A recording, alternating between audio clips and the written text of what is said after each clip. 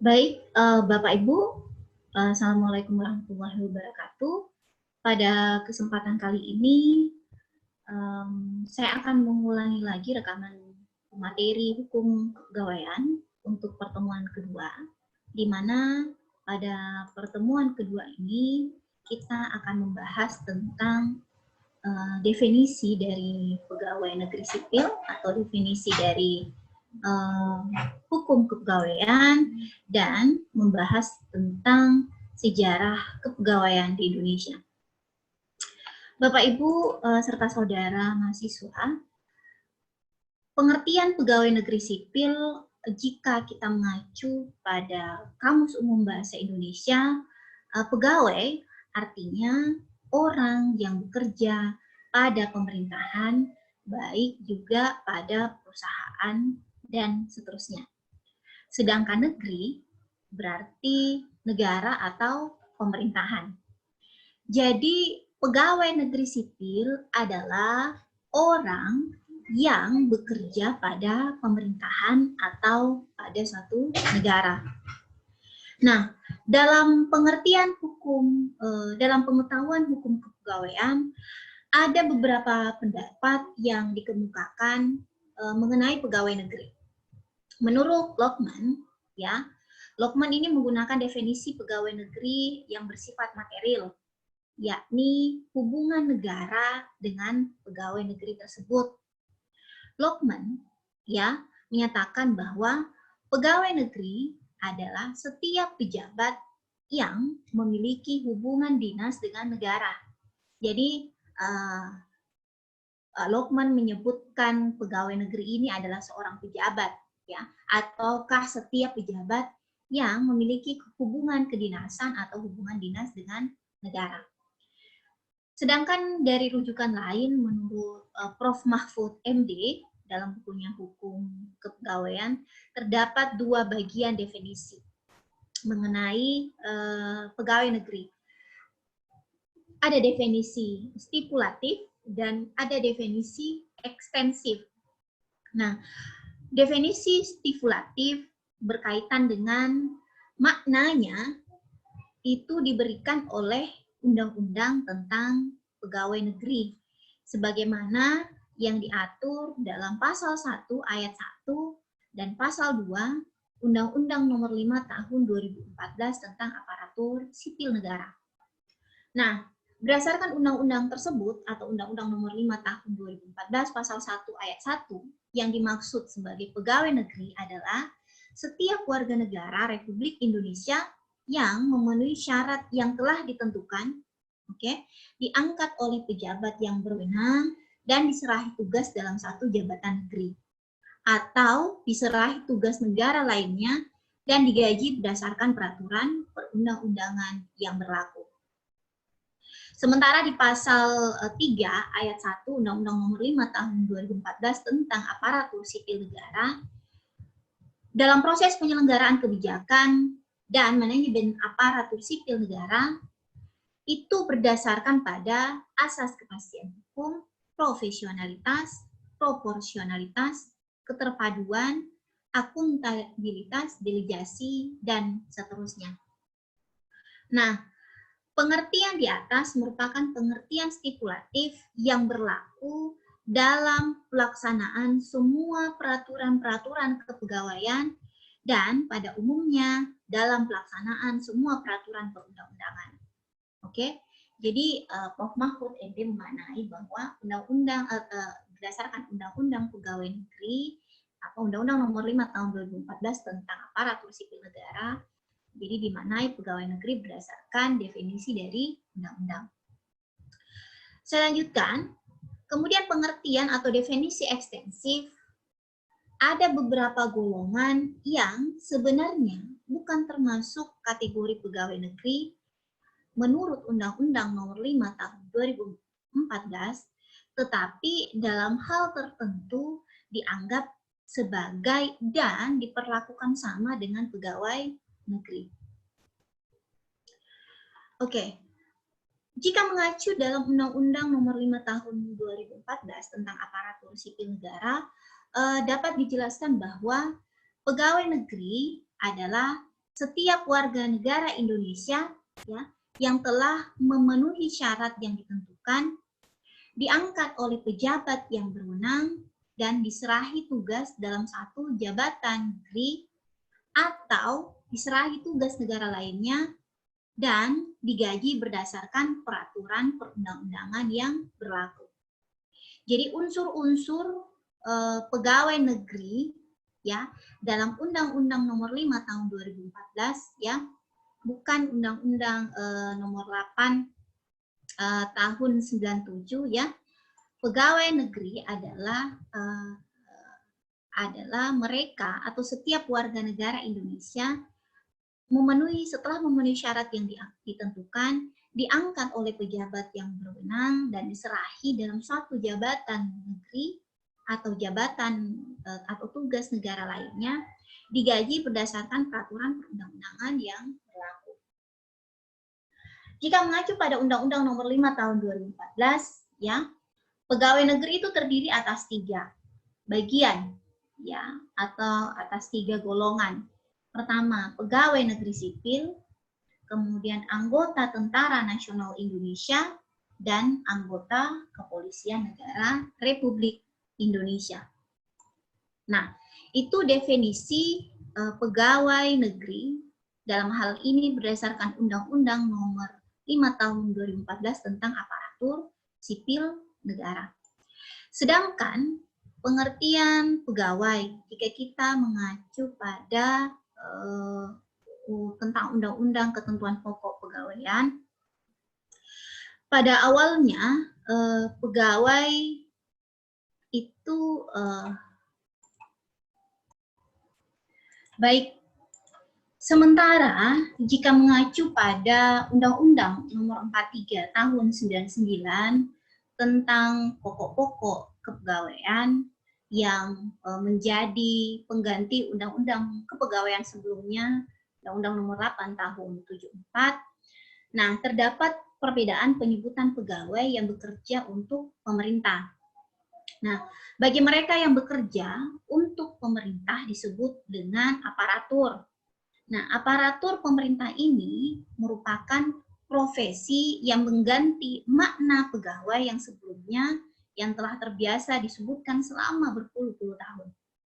Nah, aparatur sipil negara jika mengacu pada Undang-Undang tentang pokok-pokok kepegawaian Nomor 43 Tahun 99 Pasal 1 Ayat 1, ASN adalah profesi bagi pegawai negeri sipil dan pegawai pemerintah dengan perjanjian kerja yang bekerja pada instansi pada pemerintah. Jadi ASN adalah profesi bagi pegawai negeri sipil dan pegawai pemerintah dengan perjanjian kerja yang bekerja pada instansi dan pada pemerintah. Tadi sebelumnya saya menjelaskan definisi pegawai negeri sipil ya berdasarkan Undang-Undang Nomor Nomor 43 Tahun 99 tadi dijelaskan, kemudian dijelaskan Undang-Undang Nomor 5 Tahun 2014 tentang aparatur sipil negara. Nah, jadi ada undang-undang yang khusus yang berkaitan dengan aparatur sipil negara, yaitu Undang-Undang Nomor 5 Tahun 2014. Oke, saya lanjut ya. Nah, dalam Undang-Undang Nomor 5 Tahun 2014 tentang aparatur sipil negara, dijelaskan bahwa pegawai negeri adalah setiap warga negara Indonesia yang telah memenuhi syarat yang telah ditentukan, diangkat oleh pejabat yang berwenang, dan diserahi tugas dalam satu jabatan negeri atau diserahi tugas negara lainnya, serta digaji berdasarkan peraturan perundang-undangan yang berlaku. Nah, aparatur sipil negara dalam hal ini pegawai negeri berdasarkan Undang-Undang Nomor 5 Tahun 2014 terdiri dari pegawai negeri sipil, anggota Tentara Nasional Indonesia, dan anggota Kepolisian Negara Republik Indonesia. Ya, sedangkan menurut Undang-Undang Nomor 43 Tahun 99 tentang pokok-pokok kepegawaian, secara umum ya berdasarkan pasal 6 ASN atau pegawai aparatur sipil negara terdiri atas PNS dan P3K.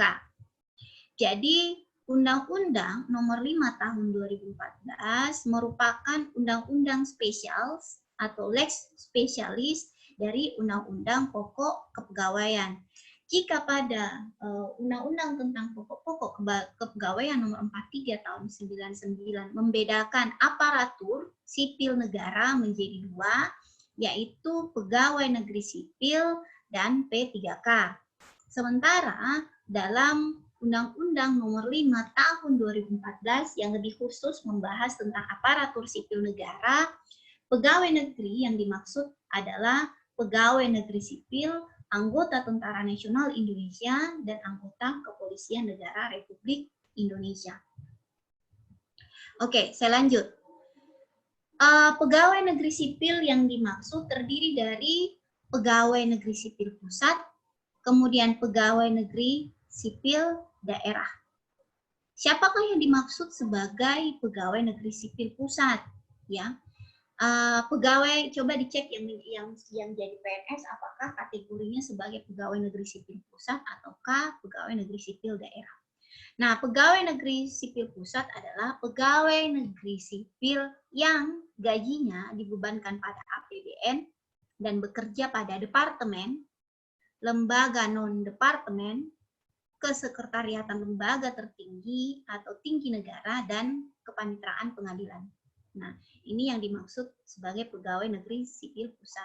Artinya, mereka bekerja secara vertikal, ke atas langsung, pertanggungjawabannya ke pemerintah pusat. Ya, itu yang dimaksud dengan pegawai negeri sipil pusat. Kemudian, pegawai negeri sipil pusat yang bekerja pada perusahaan jawatan.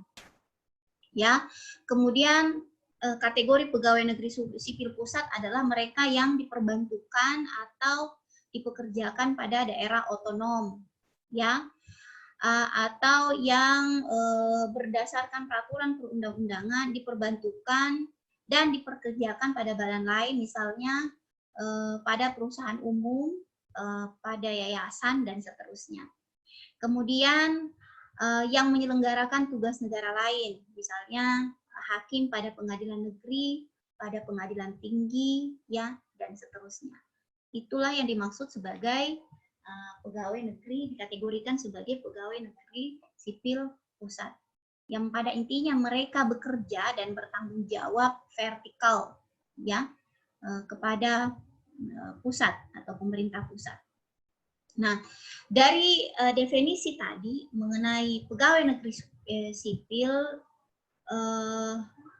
anggarannya, jadi anggarannya itu gajinya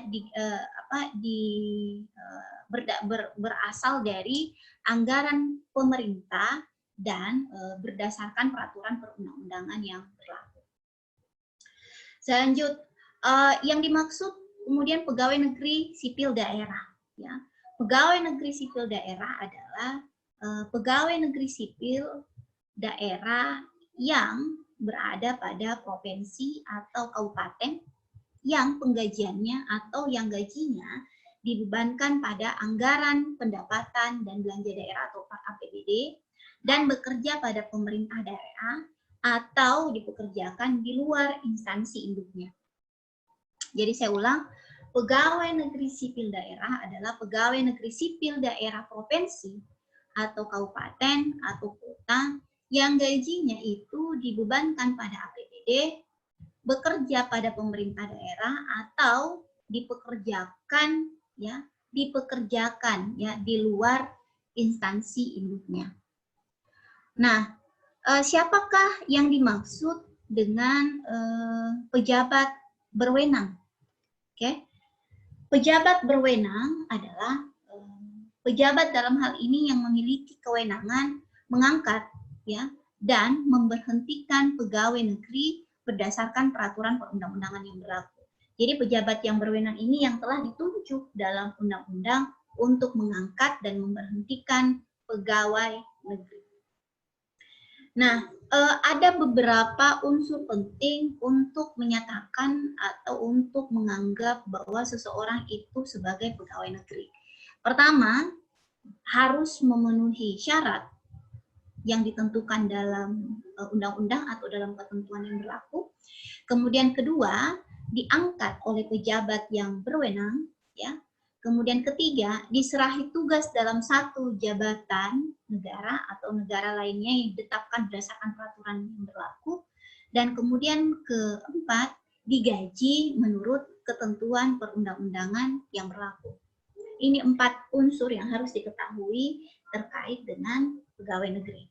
Memenuhi syarat yang ditentukan dalam undang-undang, diangkat oleh pejabat yang berwenang, diserahi tugas dalam suatu jabatan negara atau yang ditetapkan berdasarkan peraturan perundang-undangan yang berlaku, dan keempat, digaji menurut ketentuan perundang-undangan yang berlaku. Nah, jika disederhanakan tadi berkaitan dengan pegawai negeri sipil daerah, yaitu pegawai negeri sipil ya yang gajinya dibebankan pada APBD sesuai ketentuan yang berlaku, bekerja pada pemerintah daerah, provinsi, kabupaten atau kota. Itu.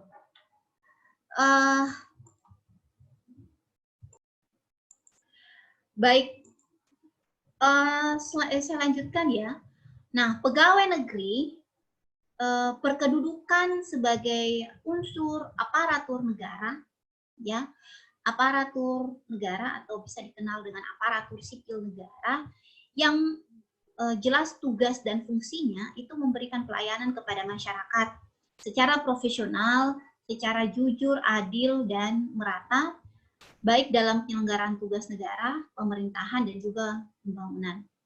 Makanya dalam menjalankan tugasnya sebagai pegawai negeri itu harus netral dari pengaruh semua golongan dan semua terkait dengan politik atau partai politik, serta tidak diskriminatif dalam memberikan pelayanan kepada masyarakat. Baik, saya ingin sedikit menyinggung mengenai menjelaskan mengenai pegawai negeri sipil daerah, yang menambah penjelasan itu, di mana berdasarkan pasal 2 ayat 1 ya Undang-Undang Nomor 43 Tahun 99 tentang pegawai negeri, pejabat yang berwenang ya dalam daerah, kabupaten atau kota itu bisa mengangkat pegawai tidak tetap. Nah, yang dimaksud sebagai pegawai tidak tetap adalah pegawai yang diangkat untuk jangka waktu tertentu yang guna melaksanakan tugas pemerintahan dan pembangunan yang sifatnya teknis, profesional, dan administrasi sesuai dengan kebutuhan dan kemampuan organisasi. Nah, pegawai tidak tetap itu tidak sama kedudukannya dengan pegawai negeri. Nah, penamaan pegawai tidak lantas penamaan pegawai tidak tetap mempunyai arti sebagai pegawai di luar PNS dan pegawai lainnya. Jadi tidak lantas disebut sebagai pegawai negeri. Nah, pada dasarnya kebijakan mengenai pengangkatan pegawai itu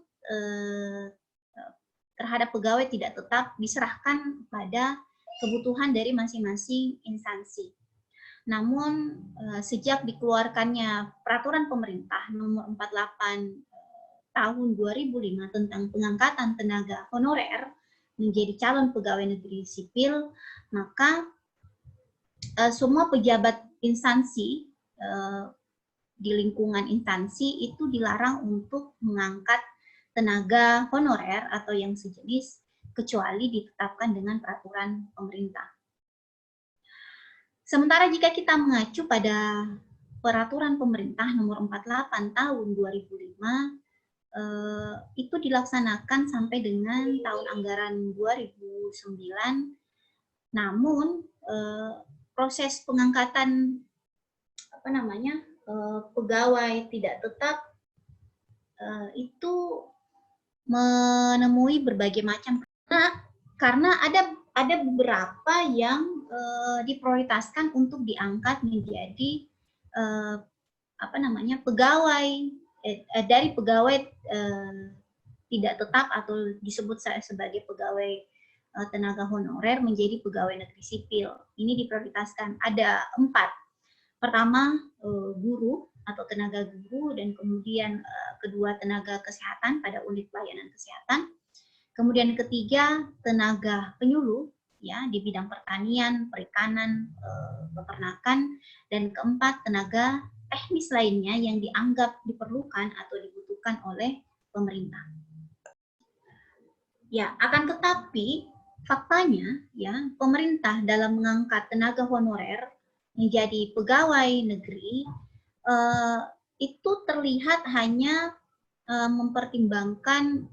tidak mempertimbangkan skala prioritas sebagaimana yang diatur dalam peraturan pemerintah nomor 48 tahun 2005, di mana yang mestinya diangkat itu tadi empat kategori itu tadi. Nah, yang menjadi persoalan pengangkatan tenaga honorer yang diangkat menjadi calon pegawai negeri sipil ternyata didominasi oleh tenaga-tenaga administratif yang notabene diangkat di luar prioritas sebagaimana diatur dalam pasal 3 ayat 1 Peraturan Pemerintah nomor 48 tahun 2005. Ini bisa menjadi temuan bisa menjadi hal yang bisa dianalisa adanya konsistensi dari pemerintah sendiri dalam mengangkat tenaga honorer atau pegawai tidak tetap menjadi calon pegawai negeri sipil, sementara jika mengacu pada peraturan pemerintah sendiri telah dikategorikan empat kategori pegawai tidak tetap yang mestinya diangkat menjadi calon pegawai negeri sipil. Oke, Bapak Ibu serta saudara mahasiswa, sampai di sini dulu ya pembahasan kita pada pertemuan kedua.